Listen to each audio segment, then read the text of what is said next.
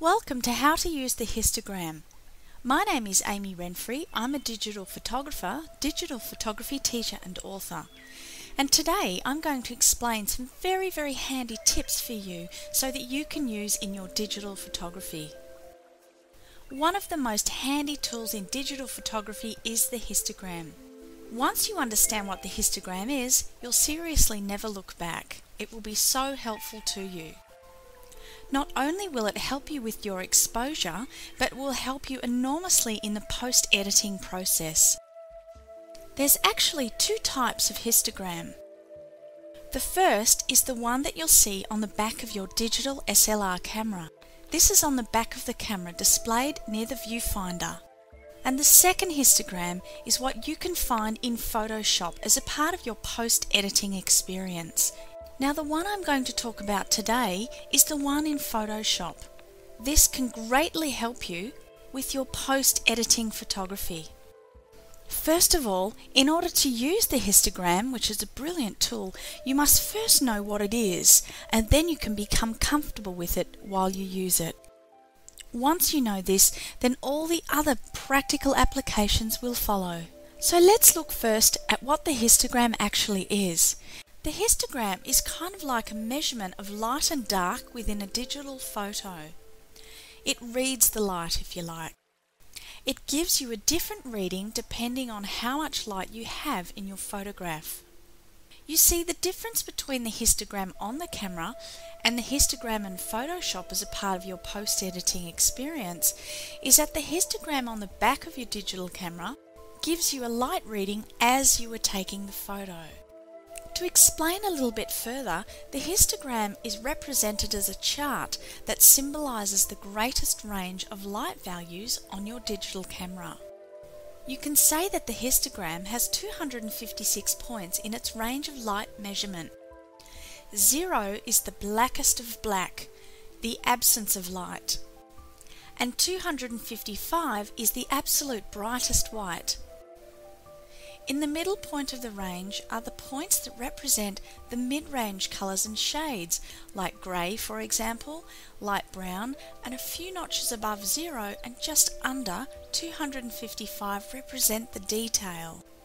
Now if this is a little bit confusing, don't worry, I will explain more in just a moment. The greatest thing about a histogram is that the more intensity you have in the photo of a certain shade or colour, the taller that the mountain peak will be. Now when I say the mountain peak, you'll see that the graphs or the charts look like mountain peaks as represented by light. Now this is what I mean by mountain peaks. Sometimes the peaks will be rounded and sometimes they will be sharp, pointy peaks, as you can see. And this is what the histogram looks like in Photoshop. On the left side of the histogram, it will represent the darker colours and shades that your digital camera can capture. If we take a look at the right hand side of the histogram, you'll see the whiter, brighter colours and shades of the image are represented on the histogram. These bright shades are called white values, and the dark colours and shades are actually called dark values. So let's take a look at an example of a histogram reading for a very bright picture. I've chosen this picture because it has a lot of white light in it. This is a picture, a close-up picture of glass bricks. Now for that particular picture, the histogram reading looks like this. As you can see, the chart is bunched up to the right, which indicates a lot of light in the picture.